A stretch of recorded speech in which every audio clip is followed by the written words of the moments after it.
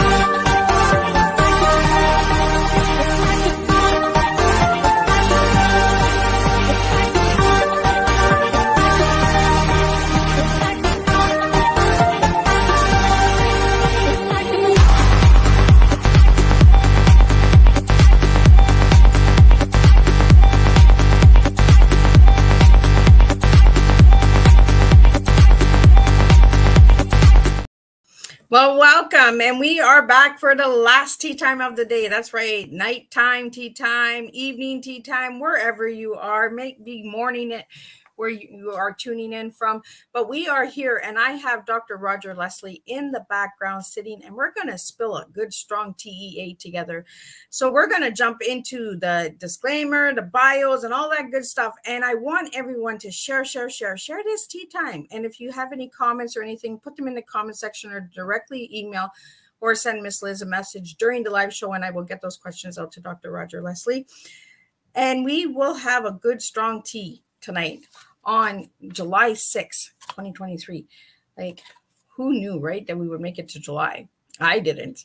So disclaimer for Miss Liz's live tea time live shows. Miss Liz myself is going live using StreamYard. Before leaving a comment, please grant StreamYard permission to see your name at StreamYard.com. Please be advised that the content brought forward for any tea time show hosted by myself, Miss Liz, is always brought forward in good faith. However, may bring forward dialogues and opinions that are not representative of my platform. The facts and information are perceived to be accurate at the given time of airing. All tea time guests and audience participants are responsible for using their good judgment in taking any action that may relate to the discussion. The content brought forward may include discussion for some where they may be emotionally at risk. It is significant to know that this show is engaging in discussion forums only to offer and inspire awareness and connection and is not providing therapeutical advice. If you have any questions about the disclaimer, you may freely contact me, Miss Liz, at my email at bookingmissliz@gmail.com. Moving forward, should you choose to voluntarily participate in today's show in any aspect, I, Miss Liz, welcomes you. And should you decide that the show is not made for you at this time, I'll respect your wishes and see you at a later show at a later date and time. And again, all tea time shows are hosted on Thursday in 2023, unless it's a rescheduled tea time. Then it'll be a Monday or a Tuesday. So now let me give you a little bit on Dr. Roger Leslie. Who is Dr. Roger Leslie? Wow. This man is a scholar in the field of success in education through major literacy houses, medium and small presses, and his own publishing house. Leslie has published fiction and nonfiction books in multiple genres: historical fiction, inspirational, self-help, spiritual writings, and publishing movie references, teaching and librarianship, biography, history, and memoirs. Leslie has won numerous national awards, including ForeWord Book of the Year, the Ben Franklin Award, and Writer's Digest #1 Inspirational Book of the Year. At its inauguration event, Leslie received the Houston Literacy Award for his body of work. And for his full bio, you can check out Miss Liz's Facebook page. Let me get Dr. Leslie in here, and we can have a good cup of strong tea, and I can have a sip of tea. So let me get him in here. Welcome, Dr. Roger. Hi, Liz. How are you? I am good. That's a lot of words there. My tongue is like going crazy today. So, Dr. Roger, uh, let's get into who you were as a little boy and who you are now. And then we're going to get into the stories and into some flying, into some uh, clarity. We're going to get into a lot of things tonight with Dr. Roger.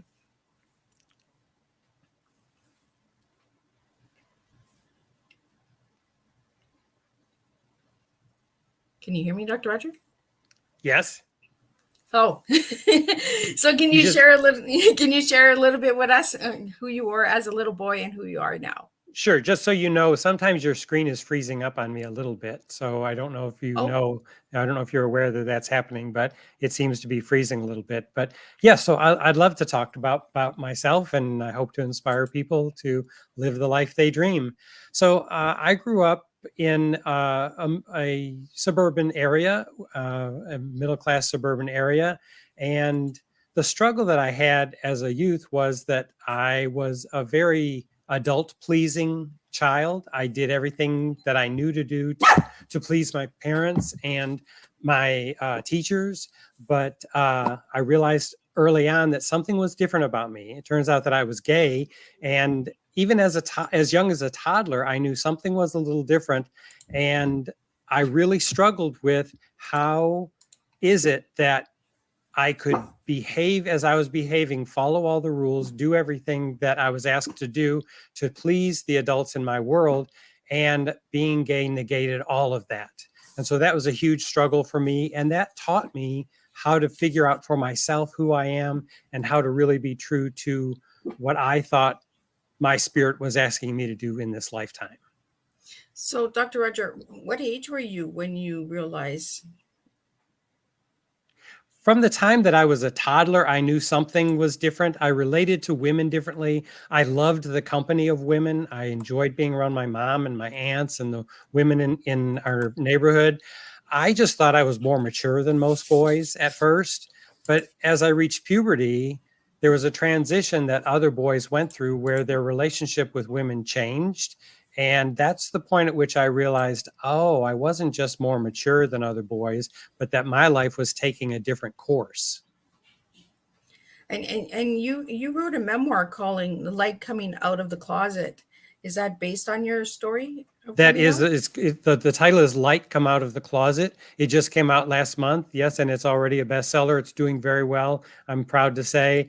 And it is the story of that struggle. It takes place from the time I was about 11 till I was about 17.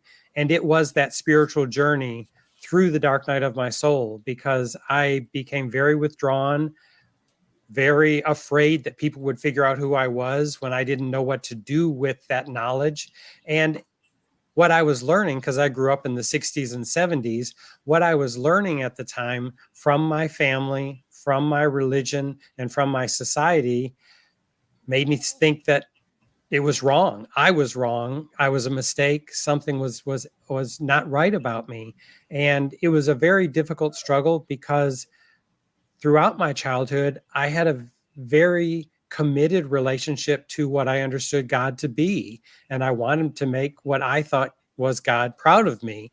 And to have that blow up because of who I was, not because of anything I chose and not because of any behavior, it confused me, it frightened me, but it led me into an internal journey that required me to figure out who I was and what I was going to do with my life, because it really was a do or die situation in that I became suicidal. I mean, I was just so depressed and withdrawn and lonely that, I did not ever actively pursue the effort of trying to commit suicide, but I knew early on that I wanted to be a writer. And I realized in retrospect that I was funneling a lot of those thoughts and feelings through the characters that I was writing about, because at the time I was writing stories and screenplays that included characters who were thinking of committing suicide.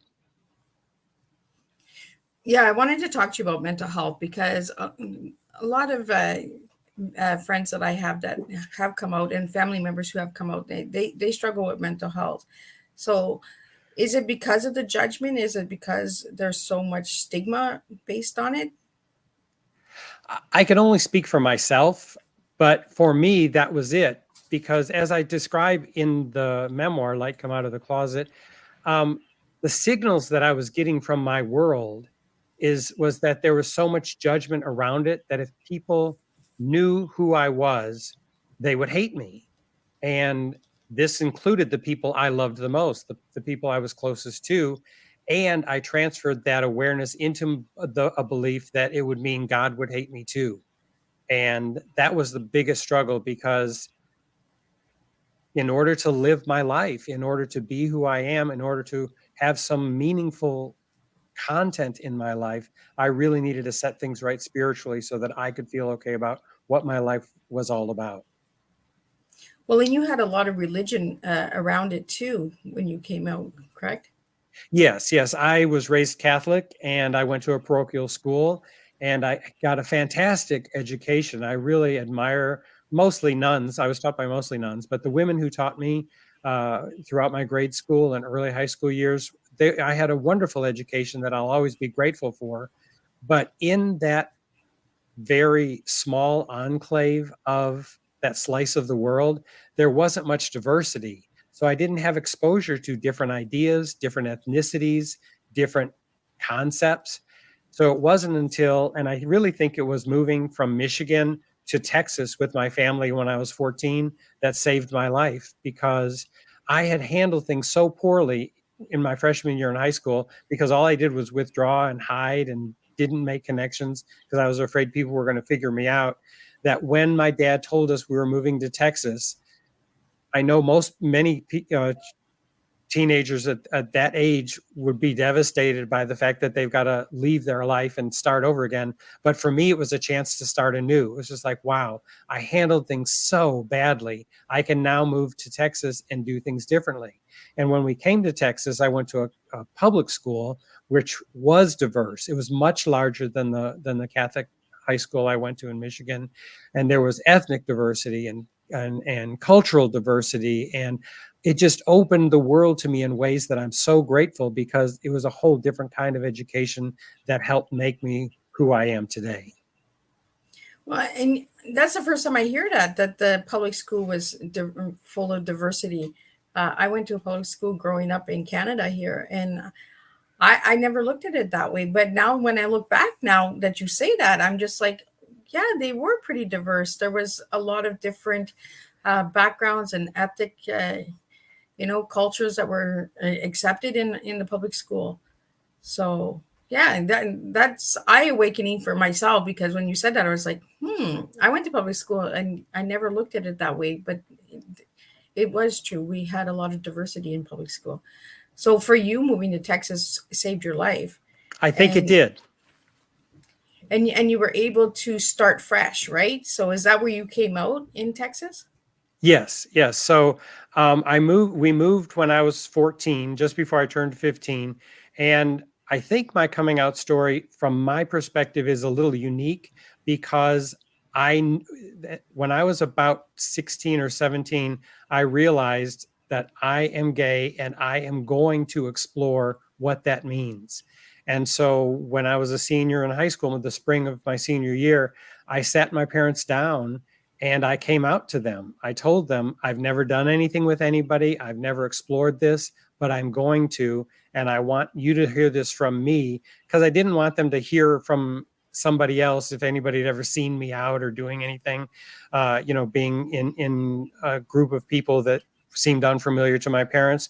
So even before I came out to anybody, publicly, or even, tried meeting any other gay people, I told my parents that I'm certain that this is who I am, and I have not explored it, but I'm planning to, and I just wanted them to know ahead of time.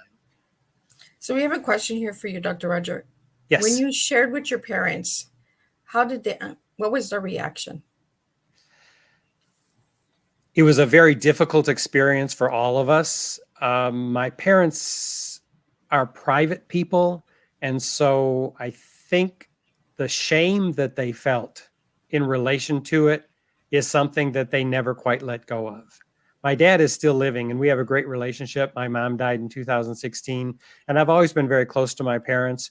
but there's an element of my being gay that, even though I've been married to the same man for nearly 40 years, he's a wonderful man, a minister, a school counselor, just a great human being, and they've loved him and they've embraced him. When it comes to publicly acknowledging that we're together, I think it's still a struggle for them. So that conversation was very difficult. Interestingly, though, this is one thing that came to light when I was writing the memoir. My mother, I had a hard time saying the words when I came out to them. So I just sat there trying to figure out how I was going to say it. And my mother said, "Oh, are you gay?" So she figured it out. But when I saw my dad's reaction and what my dad said afterwards, I realized that my parents never even talked to each other about it. It was that big of a secret in their minds that they couldn't even talk to each other about it. And that's been a struggle. So do you think now, 40 years later, Dr. Roger, that it's a lot easier for people to come out to their families? I think it's different in that when I was growing up, we didn't have many role models that I could find easily. You know, there weren't many movies that had positive representation of gay people. On TV shows, it was very rare. And so I think many people in the circles that I grew up in, they didn't know they knew any gay people. So in that regard, it might be easier for some gay people, but there are whole new sets of issues with social media and everything that can make it more difficult, that I have no way to know how hard that must be for some young people and even people my own age who are just now coming out. So I don't know that it's easier now, but I do think the challenges are different. So do you think by coming out that you've helped other people with your book to come out? I hope so, because that's the whole point. And some people have asked me, because, the story takes place when I was 11 to 17. And so that was, so many decades ago. And people say, well, why now? Why did you decide to write that now? So here's how it came about. For many years, I think of that stage in my life as a very painful experience, especially my freshman year in high school and how difficult all that was. So I didn't think about it much because I associated it with the emotional pain that I was going through. And then it occurred to me that rather than holding on to negative thoughts or being afraid of the thoughts that I had about that stage in my life, what if I examined it to see what gifts it held for me? And I came to realize that although I grew up Catholic and I ended up leaving Catholicism very early because it wasn't a good fit for me, and I'm not saying that's not a good fit for anybody, but for me personally, it wasn't good for my journey. I realized how powerful a moral foundation that church gave me. It gave me some decisiveness, along with my family example and the society that I was growing up in. That religion really gave me a sense of discipline and expectation of how I can succeed and what I should be doing with my life that I owe a lot to. So rather than dismissing it as, oh, that was not a good fit for me, that wasn't good for me, I came to realize through the writing of this book what a blessing it was that I had that background, because it gave me some skills that I might not have gotten otherwise to help me through this journey. Yeah, I was just about to ask you, do you look on religion as as a punishment, or can you still go to church? Actually, yes, I've been very active in churches my whole life. As I mentioned previously, my husband is a minister. He was a Methodist minister, and then he left the ministry and went back to get his teaching certification so that he could have summers and weekends available with his children. And that's where Jerry, my husband's name is Jerry Roberts. Jerry and I met at the University of Houston in one of our education classes. And we were just friends for a year. We were just getting to know each other, but then things blossomed from there and evolved into a relationship. And then by the time Jerry and I got together, one thing that I thought I was going to have to give up that I'd always wanted was being a dad. And here I ended up with Jerry, and our kids, Corey and Rebecca, were 5 and 3 when Jerry and I got together. So I had no idea the blessings that were coming around for me. But Jerry did leave the Methodist ministry. He became an educator, but we went to different churches looking for a place where we could fit in together. We wanted to be able to find a spiritual home where we could be ourselves and be together. And we ended up finding a church called Unity, which is a Christian church, denomination. And it's not an exclusively gay church by any means, but it was a place that was very inclusive and accepting. And turns out Jerry ended up becoming a senior minister at a local Unity church and just retired from that job after 15 years last year. So I do distinguish between religion and spirituality. For me, spirituality is paramount. Religion can support that in certain ways, but I don't necessarily feel I need religion all the time to get that spiritual growth. But the spirituality to me is a cornerstone of who I am. Yeah, you're really big on spirituality, because when I did a lot of homework on you, I seen that with the clarity and the desires and the dreams and the soar like an eagle, the freedom, and religion has really opened its eyes, I find, in the last 10 years towards, people coming out. There's no more that stigma of you can't come to this church, because there was a time where people were like that. If you came out, you were not allowed in the church. You were shamed. You were called, possessed by the devil. Like, there was a lot of name calling, a lot of shame put on, and guilt, right? Yeah. And I think in the last 10 years, I've noticed, since the LGBTO, I'm not sure if I'm saying it right, has come out and expressed, and people are more coming out on their individuality. They are able to attend church again. They are able to feel more at home, because for me, I go to church, but it's not for the religion. It's for the connection, the worship, the getting to know people, and that community. For you, Dr. Roger, what is it when you go to church? Is it the worship? Is it the connection? Is it the, joining together? Like, It is the sense of community more than anything for me. We've made some wonderful friends over the years through the churches that Jerry has served and the churches that we've been involved with. So yes, I mean, I do find that my spirituality is spiked while I am at church. There are times that I get creative ideas for my writing just during a church meditation or during a song or something, or even during the message. And so I always have a little notepad with me, because if I get an inspiration of some kind for one of my spiritual books, I'll write it down in the instant. So I do think there is an element of that. I do think that going to church does feed that spiritual hunger in me.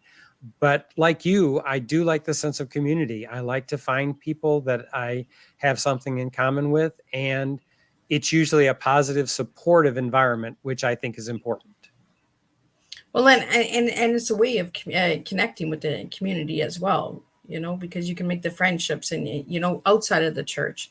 You don't have to go to church just to see these people. You can actually have a relationship with them outside of the church. Yes. So, Dr. Roger, what chapter of Light Coming Out of the Closet was the hardest for you to write? It was all very cathartic.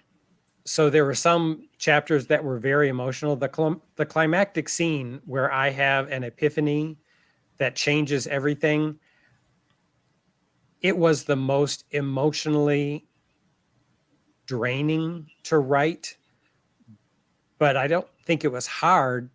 I don't necessarily think it was difficult or more difficult than any other chapter. It's just that it took the most emotional energy to dig deep enough to share honestly what I went through, and then to express it in such a way that other people can appreciate what it is I went through.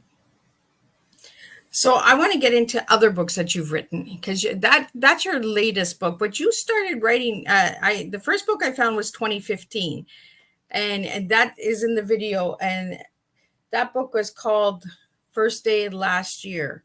My first last year. My first last year. Yes. So that was, and from what I got from that book was, what would you do if you only had 1 year left to live, correct? So here's how I got the idea for that book, Liz. I had a dream, and in the dream, I was told to live the next year as if I would never experience any of those 365 days again. I wasn't necessarily told I was going to die, but I was told to put everything into my life that I could in that year in case that was it and I had no more. And beyond that, I was to write about, journal, and to write about what I was living that year. And then afterwards, teach others how to get the most out of their life as well. And so that's what I did. I woke up that morning, I jumped out of bed, ran right to the computer. I wrote down every detail of the dream as explicitly as I was told it. And then that morning, I began living what became to be known as my first last year. So did you like journal every day for this book? Like how was that book written? So for the first, I'd say 4 to 6 months, yes, I journaled every single day. But then there was a block of time when I realized that there were certain experiences, there were certain goals I set. For example, one of my dream trips was to take a Mediterranean cruise. And I did that in the summer. Jerry and I took his parents with us, and the 4 of us went on a Mediterranean cruise. And rather than journal about that every single day, I thought, well, if something really significant happens, I'll jot it down, I'll write about it. But in general, I didn't feel like I needed to write every single day, because over those first few months, I realized that there were some concepts that were becoming repetitive that I would want to modify a little bit. So most days I did journal, but there are chunks of time where I encapsulate what I learned so that it doesn't become cumbersome to readers. And that one came out in 2015. So if anybody would like to grab a copy of that book, they can get that on Amazon as well. I want to talk about the fly. I found this fly on your website, and then I was like, oh, so that's where the soar, a dream to soar. And I was like, that's where the eagle comes in. That's where he's flying. So I want to talk a little bit about the fly, because you have Fly Right, Fly Earhart, Fly Army Strong, and then Shepherd your flight. I want to talk about that, because that's kind of like a teaching or workshop, correct? Yes, it's a personal growth workshop. So I want to talk a little bit about that. So here's how it came about. So very often I was journaling about my first last year longhand. Like when I was not home, I would have a tablet with me and I would just write. And I kept writing first last year, when I was in the course of writing something longhand, and writing the words first last year became kind of cumbersome. So as I was writing it longhand, I decided just to abbreviate it, and first last year became FLY, fly.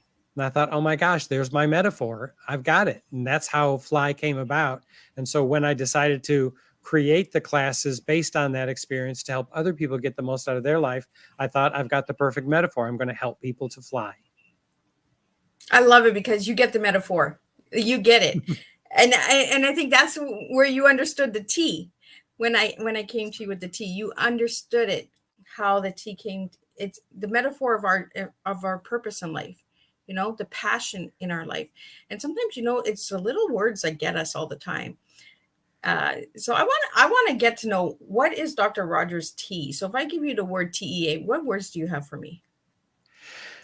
For the first word, I think thorough. It's important. If you want to live the life you dream, you've got to be thorough. And by that, I mean, you've got to dig deep into your life and who you are and figure that out for yourself. There are people who can be role models. They can inspire you. They can empower you. And they can be models for who or what you might become. But mostly, you just need to live your life thoroughly and just plow through and continue forward on a specific journey until you get the insights that you need or you arrive where you want to arrive. So for the T, I would say definitely be thorough. So what you got for the E and the A? For E, stay engaged. And that was one of the biggest lessons I learned from living my first last year.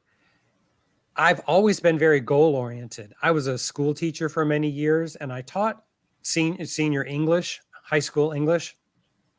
And I realized early on that students didn't necessarily have the same passion for reading and writing that I did, but I also realized they didn't need to. But because I taught seniors, I realized this was the last opportunity they would have in a free education setting to be given the tools to be successful no matter what they pursued. And so what I began doing early on is teaching students how to set goals, how to follow through, how to learn from the advances you make and the setbacks that you encounter. So as I was living my first last year, I realized that it was about much more than being goal oriented. It wasn't about just achieving so much and doing so much and living fast and getting it all done and completing everything. It was more about being engaged, being present, looking at people when you talk to them, listening completely when you're with somebody to try to hear not only what the words they're saying mean, but what is the message? What is their perspective on the world that's revealed through those words? And that's where I believe we become most alive, is when we're present. You know, it isn't the number of minutes we're living, it's how minutely we pay attention to those minutes that we have. And so living my first last year helped teach me to be engaged, to stay really present and focused and in the moment, because we're always aware that this may be the last moment I have like this. You know, I've had so many experiences with people where the last time they saw somebody was the last time they saw them. And I think about that often. I have several older relatives. You know, I visit my dad regularly. He just turned 92. I have several relatives in their 90s. When I visit them, it's easy for me to think, wow, this may be the last time I see them, especially, you know, if I'm visiting them out of town and I only see them once a year. But I've had other experiences where there were people my age or younger who, you know, they're just gone. And as importantly, I've also known people who have become ill and are just not physically able to do what they wanted to do. And so it's not just the thought that we might die one day, which we all will, but it's the fact that we don't know what the future holds. And so we must live life and stay engaged right now. And what you got for the A? A, become aware. As we're engaged, if we become aware, we know who we are, and then we're able to be more accepting and loving to other people. I think that's the whole quest that we're all on in this life, is to figure out who we really are and why we're here. And if we can figure that out and have a good relationship with ourselves, then I think our tendency is to learn how to love other people instead of judging other people or feeling a sense of competitiveness or judgment against others. Instead, everybody around us is a mirror of what's going on inside of us. Everybody around us has something to teach us. The ones that we love and admire, they can teach us something that we want to learn. There are others that challenge us, that they may be teaching us in a way that we're not comfortable learning, but they are teaching us something as well.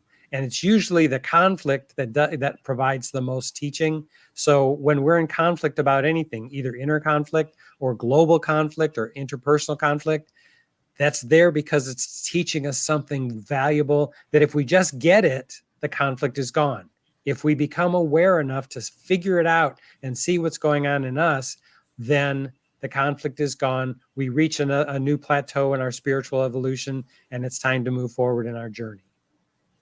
And all my guests today have shown me the perspective of being aware of who we truly are. You know, have that courage to say, this is who I am. You know, look in the mirror, this is who I am. You know, look in the mirror, this is who you are. And I think being transparent and being open and honest with ourselves, we actually do soar like eagles, like we do fly, we do grow, you know, and we do transform lives that way. And the tea that's the first time I've gotten that tea. So I'm like, that's a really strong tea. Roger. Like I think you came prepared to serve a strong tea tonight. So for anybody that's out there that's listening or that will watch the replay later, by writing your memoir, what was the message that you wanted to put out there? For Light Come Out of the Closet or for My First Last Year? Because they're both memoirs. For both of them. We'll go with the light coming out of the closet first, and then we'll jump to the other one. So for Light Come Out of the Closet, one of my purposes was to help other gay people realize that they didn't necessarily need to throw out their spirituality and their religion in order to be happy and fulfilled. I think from my experience, it's been a common practice of many gay people because they've been so hurt by people in religions that it's just easy to think, oh, well, this is just not a good fit for me. I hope one of the outcomes of Light Come Out of the Closet is it invites people, not just gay people, but all people, to explore their own spiritual path and to come to terms with their path is unique to them. And if you can just embrace who you are and the path that you've chosen, you will gain so much more and you will live so much more fulfilled than you would if you keep thinking, oh, there must be more, or I must be on the wrong track, or this isn't for me, or, I don't count because I'm too this, I'm too that, I'm too tall, I'm too short, I'm too fat, I'm too gay, to whatever stereotype we might throw in there, but instead just to say, this is who I am, and explore that possibility and allow ourselves to embrace the spiritual side that is the abstract teacher that gives us the insights that can make all the difference in our world. Any other book? And for My First Last Year, my purpose was I want people to live fully aware and conscious and engaged and in love with life right now. My mission in life is to inspire people to live the life they dream and to empower them with the courage to follow their own spiritual path. And I hope both of those books do that, but in a more direct way, that was the purpose of My First Last Year. And I feel as though that dream was given to me as one of the most profound gifts I've ever received, because it just told me what to do. It said, live this way for a year, write about it, and then teach others to do it. There couldn't have been a more direct and profound lesson I could have ever received than to be told that directly in a dream. It wasn't even an abstract dream where I had to figure out the symbolism. It was just the spiritual message spelled out for me.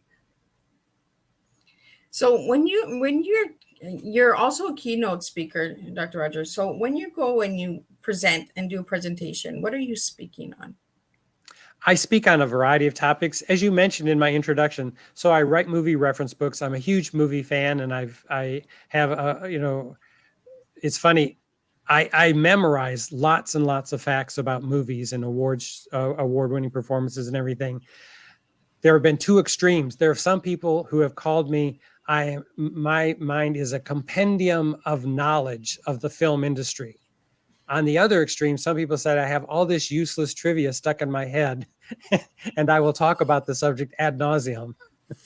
So one of my keynote speaking themes is I can relate a movie award presentation to any topic. So I've spoken to like the people in the oil industry. I talk about movies like Giant and There Will Be Blood and movies that relate somehow to their industry. I've talked to people in the health professions where I talk about award-winning movies that deal with doctors and nurses and hospitals. I've talked to garden clubs, just a little bit of everything. So those are the really fun, lighthearted keynote speeches that I'm often asked to do. I do a lot of writing conferences because I am an author, a writing coach, an editor, and a publisher. I publish other people's books. So I ask to speak at a lot of writing conferences. So some of the keynotes are about writing and publishing. And then thanks to my work with Fly and the work that I've done with teenagers over the years, because one of my books is called Success Expressed for Teens. I speak to a lot of groups, sometimes adults, sometimes educators, and sometimes the students themselves about setting goals, living the life you dream, being a good leader. I speak at colleges and junior colleges to their leadership groups and how to be good leaders and how to really get the most out of life. So it's a variety of different topics that I'm a keynote speaker for, just depending on what part of my biography people want to capitalize on. Yeah, because you have an incredible bio. Like Thank you've you. done a lot. I want to talk a little bit. If you notice in the video, I created your own Ben Franklin Award, and I tried to find Ben Franklin, and I found him on dollar signs. And I was like, you know what? He has his Ben Franklin Award. I want to talk to him about it a little bit. So, what is the Ben Franklin Award? So it is a national award that's given in several different categories. I won a silver Ben Franklin Award in 2004 for Success Express for Teens. And that was the book that is the activity book to help teenagers learn how to set goals, figure out their priorities, discover what their values are so that their actions match their goals in life. So the Ben Franklin Award is a national award given in New York City. So my publisher flew us up to the award ceremony. We didn't know at the time whether I was going to win any of the awards, but I did end up winning the silver Ben Franklin Award. And I also received a ForeWord Magazine award for that same book. Oh, well, congratulations. Thank you. There's so many different awards out there, that I'm learning from all of my guests. And I'm like, wow, really? And I really wanted to honor you with that award. And that's why I worked really hard. I found the award image, and then I was like, I got to find a Ben Franklin picture. So if anybody knows who Ben Franklin is, he's on the dollar sign. So, so you've also won the Reader's Digest first #1 inspirational book of the year. Do you want to tell us a little bit about that one? Here's the message that I'd like to give with that answer. Always follow through on your intuition. It's never too late for anything good to happen to you. So here's what was happening.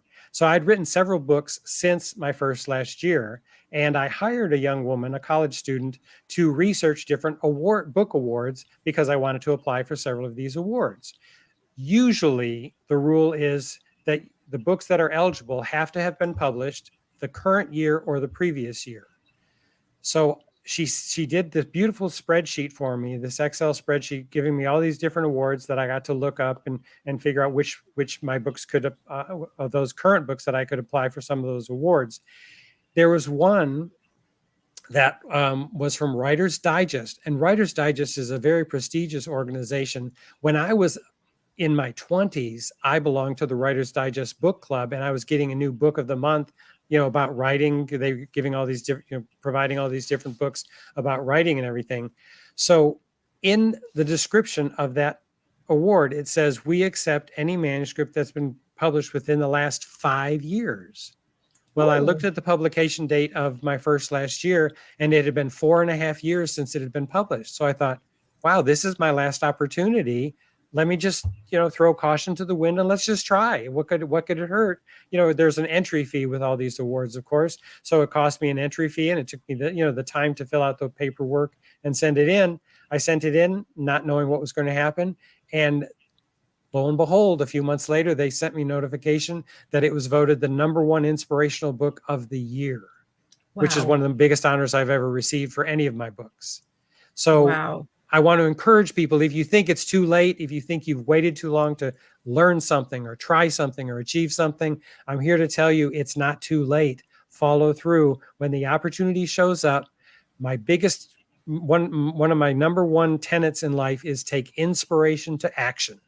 If you get inspired to do something, take immediate action and watch where life leads you. It's going to be so exciting and rewarding. Well, you just never know where it takes you, right? Unless you try. You really just got to try. And that's the adventure. That's what makes life an adventure. And we all have insecurities. We all have fears. There's always that sense of, well, I'm not enough in some way, or I don't know if I have the courage to do that. But the minute you start exercising your courage, emotional exercising is just like physical exercising. If you don't do it much, when you first get to it, it's a little bit painful and a little bit overwhelming and you're sore afterwards.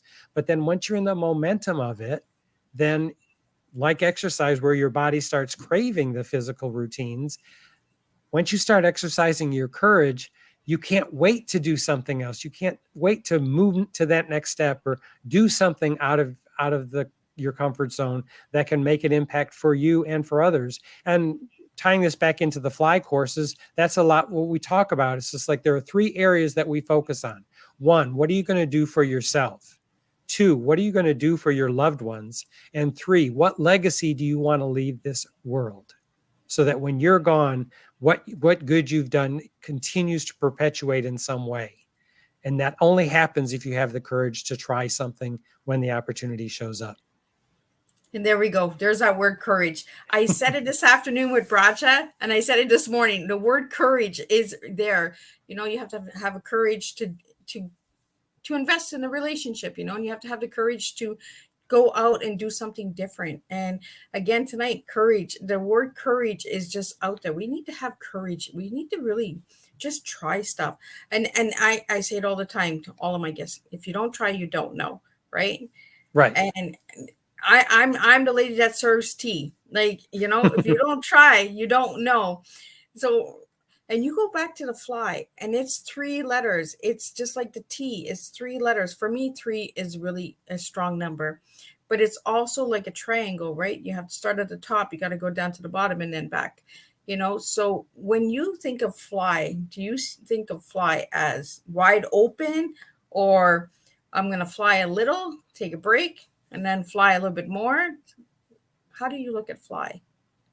So once you're in flight in any area of your life, you soon discover that most of the energy is not coming from you. You're riding the waves of air that are already put before you. I have a strong belief that when you are inspired to do something that feels like the beginning of something for you, it's really not. Before you ever get inspired to do anything, life has already set up all the circumstances and the people you need to achieve exactly what it is you want. But we don't know that until we take flight. So you've got to just take that leap and spread those wings and give it a try. You won't know until you're doing it. And once you're there, that's when you realize that all that extra effort of wing flapping, if we're going to continue the metaphor, and all that exertion is not necessary because the winds are already there. You're just catching a wind and gliding along on it, and it's taking you exactly where you need to go next. Right. And sometimes you just never know where it's going to take you. You're like, where am I going with this? Exactly. And that's the most exciting part, is when it takes you unexpected places. I call those fateful detours, FATEFUL. I encourage people to follow their fateful detours. If we have time for a story, I can tell you my most profound fateful detour. Do we have time for it? I love stories. All right. So here we go. So I had just finished getting my master's degree in creative writing. And because I had been going to school, I wasn't able to work on my own books. I was in a creative writing program, so I was doing a lot of writing. But when I finished that creative writing program, I decided, okay, no more school. I'm going to be done with school. Now I want to write and send my stuff out for publication. That very time, it's just, you talk about, things of 3 coming together at the same time. So as soon as I finished my master's degree, I found that I was getting burnt out on teaching, and it turned out that the librarian at my school was retiring. So the principal offered me the job of librarian, but in order to take the job, I needed to go back to school. And so I told him I would think about it. And he said, you already have your master's degree, don't you? And I said, well, yes, I just got the degree. He said, I think I can put you on an emergency certification and you could take the job immediately. You just need to get the extra hours within the next 18 months. So I said, well, let me think about it. So I went home and I had a good talk with God. And I said, God, you're not listening. I don't want to go back to school. I want to stay home and write and send out for publication. But I also have had enough experience with spiritual journey to know that when an opportunity shows up, that happens so effortlessly and naturally, to follow it. And so I decided, okay, if the principal determines that I can have the job immediately and he offers it to me when I see him the next day, I don't understand, but I'm going to take it. And he offered me the job the next day. So I thought, okay, I've got to go back to school. Now, up to this point, I had just a few books published, but my career had not taken off in any big way. So I went to the University of Houston at Clear Lake for their library science program. 2 women ran that program. One of those women liked the reviews that I wrote for books in her class. She sent those reviews to Booklist, which is the major publication of the American Library Association. And without having an interview, without having to do anything, Booklist hired me to be a reviewer for their national magazine, where I was getting published with 7 bylines in each issue every 2 weeks. So I went from not having any circulation at all to being a prominent reviewer for Booklist magazine. The other woman who ran that library science program had written a book on library programming that had gone out of print. The publisher asked her to write another one. She said, I would only do it if I could write it with somebody else. She asked me if I would write it with her. We sat down to work on that book. We immediately discovered her background was in elementary librarianship. Mine was in secondary. We discovered we didn't have 1 book in us. We had 3 books. Within 6 months of going back to school, which I didn't want to do, I was getting published bi-weekly in one of the most prestigious magazines in the country, and I had a 3-book contract from one of the biggest publishers in the country. Wow. That's a fateful detour. Wow. And sometimes you just got to go back to school, right? Well, and it turned out I ended up going back for my PhD later anyway. So never say never. Right? Oh, my dad used to tell me that all the time. Don't ever say never. And I'd be like, I'm never getting this and I'm never doing that. And he's like, you're going to see that never is going to hit you. And it's going to, you're going to be surprised where that never takes you. But, we don't know unless we try. And unless we fly, we really have to just open those wings and just go for it. That's an amazing story. Like, I never even heard of Booklist, but I'm going to be looking up Booklist because that's what I mean. We learn so much by having open conversations with different people. We find out about different awards, different programs, different services, because sometimes we don't know where to find it. We don't know how to find it. And that's why I have my guests on Teatime, so they can tell me all this good stuff, all these goodies. So you can go and check them out as well if you're tuning in. And if you're watching a replay, be sure to check out all of these incredible things that Dr. Roger Leslie shares tonight. So I want to get in. We have a couple minutes left. We're almost at the hour here. I want to get into, I asked you 1 word to describe yourself, and you gave me the word positive. Why that word? I have a rule that I can only say positive, encouraging things, period. Now, admittedly, sometimes I fall short. There are some times that I just, I don't really reach that landmark all the time, but that's my objective.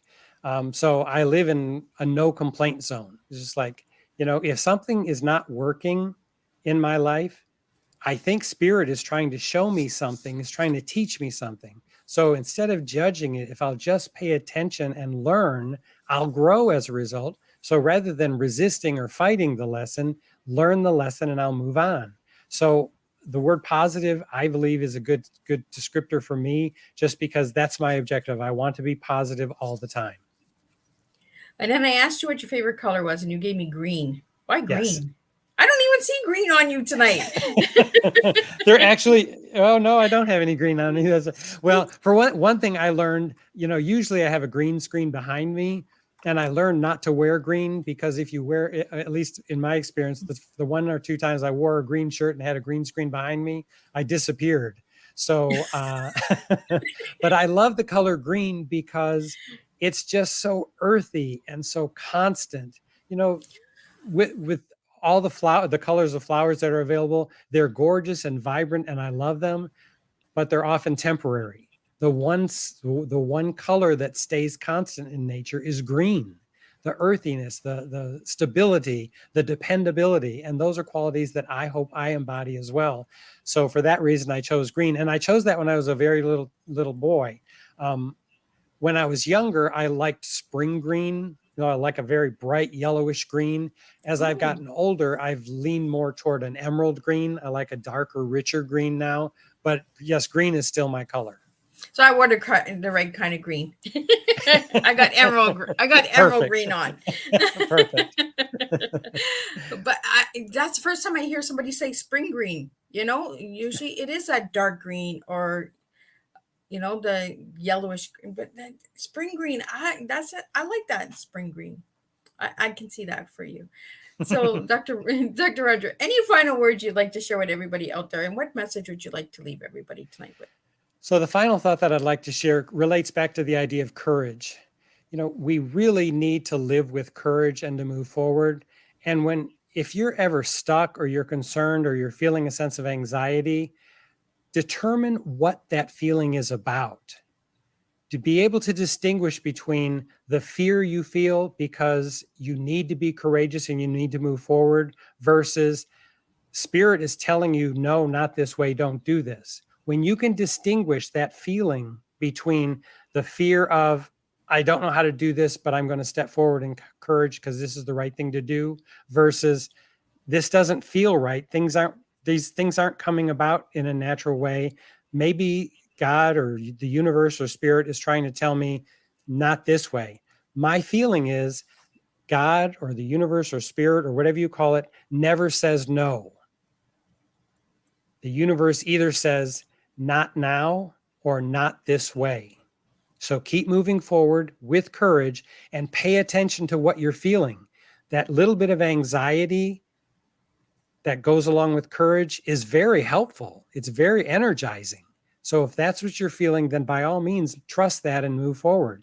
But if the feeling you're feeling is like a sinking feeling in your gut, like this doesn't feel right or I don't trust this, pay attention to that and don't take action on that.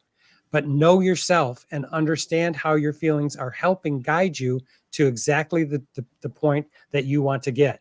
So live the life you dream and have the courage to follow your own spiritual path. Wow. I see, I said it this morning, courage. The word courage came for everybody, all of my guests today, this morning, this afternoon, and this evening. We really got to just take some courage and just fly.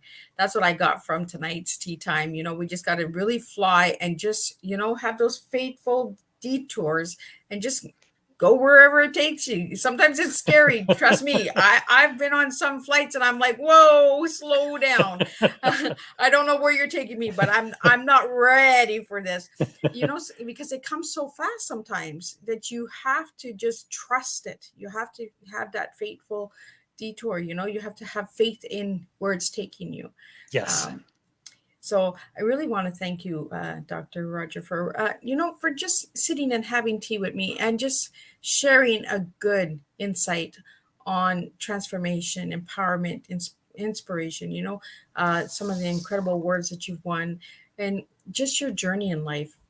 Continue to do what you're doing, continue to flow. I can't wait to see where else you go, with your new books and what you have coming in the future.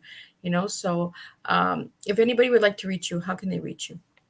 They could just go to my website, which is just my name, rogerleslie.com, ROGERLESLIE. They can email me directly from my website if they have a specific question about anything, about being published, about needing a writing coach, about doing personal growth. Anything they need, they can catch me there. And if anybody would like to get your books, where can they get those? They're available everywhere, Barnes & Noble, online through Amazon. If they go to my website, there's a books tab in my website, and that'll take you to the direct links to all the different places that sell my books. And the Fly program, how can they get into that? They can learn more about it on my website. There's a Fly tab there, and I give them intermittently. I'm following Spirit. Right now, I'm not offering any. The last ones I offered, the last sessions ended in January, and I'm not sure when the next ones are coming up, but I'm following Spirit's guidance to tell me when to offer them again. So just keep an eye on my website. And if they sign up for my email list, then I'll give them updates so they'll get more information when I'm offering the courses again. Awesome. And I want to thank you again.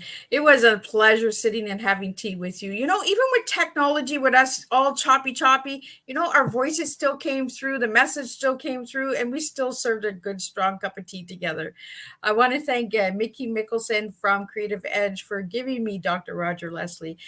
Check out Creative Edge. They have incredible client list there as well. And if you'd like to have Dr. Roger Leslie on your podcast, reach out to him through his website or through Mickey Mickelson and sign them up, because I'm sure you will enjoy the conversation with Dr. Roger Leslie. And I will see everybody next week on the 13th with 3 new teas and 3 new guests. So until then, I will see everybody 10 a.m., 3 p.m., and 7 p.m. on July 13th. And I wish you all a good evening and keep serving your tea.